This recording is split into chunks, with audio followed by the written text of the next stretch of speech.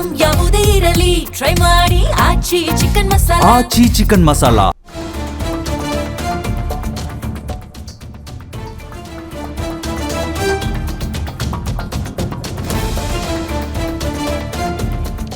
ಕುರ್ಚಿ ಕಿತ್ತಾಟದ ಹೇಳಿಕೆಗೆ ನೋಟಿಸ್ ನೀಡೋ ವಿಚಾರಕ್ಕೆ ಸಂಬಂಧಪಟ್ಟಂತೆ ರಿಯಾಕ್ಟ್ ಮಾಡಿದ್ದಾರೆ ಕುಣಿಗಲ್ ಶಾಸಕ ಯತೀಂದ್ರ ಸಿದ್ದರಾಮಯ್ಯನವರಿಗೆ ತಿರುಗೇಟನ್ನ ಕೊಟ್ಟಿದ್ದಾರೆ ರಂಗನಾಥ್. ಯತೀಂದ್ರ ಸಿದ್ದರಾಮಯ್ಯನವರು ನಮ್ಮ ಹೈಕಮಾಂಡ್ ಅಲ್ವೇ, ಆದುದರಿಂದ ಅವರಿಗೆ ನೋಟಿಸ್ ಕೊಡೋದಕ್ಕೆ ಆಗೋದಿಲ್ಲ, ಅವರಿಗೆ ನೋಟಿಸ್ ಕೊಡಂಗಿಲ್ಲ ಬಿಡಿ ಅಂತ ಹೇಳಿ ಲೇವಡಿ ಮಾಡಿದ್ದಾರೆ.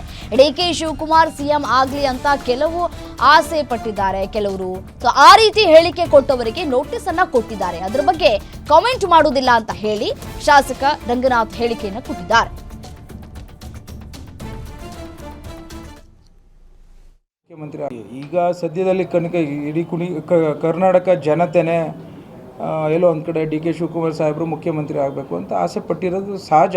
ಅದು ಅವರ ಆಸೆ ಅಂತ ಹೇಳ್ಕೊಳ್ತಿರ್ಬೋದೇನೋ ಅನ್ನೋದು ಒಂದು ಕಡೆ. ಆದರೆ ಅದನ್ನು ಸೂಕ್ತವಾಗಿ ನಿರ್ಧಾರ ತೆಗೆದುಕೊಳ್ಳೋದು ಹೈಕಮಾಂಡ್ ಅವರು. ನನಗೂ ಸಹ ಅದ್ರ ಬಗ್ಗೆ ಮಾತಾಡಬಾರ್ದು ಅಂತ ನೋಟಿಸ್ ಕೊಟ್ಟವ್ರೆ. ಸೊ ಹಾಗಾಗಿ ನಾನು ಅದ್ರ ಬಗ್ಗೆ ಕಾಮೆಂಟ್ ಮಾಡಲಿಕ್ಕೆ ಹೋಗಲ್ಲ.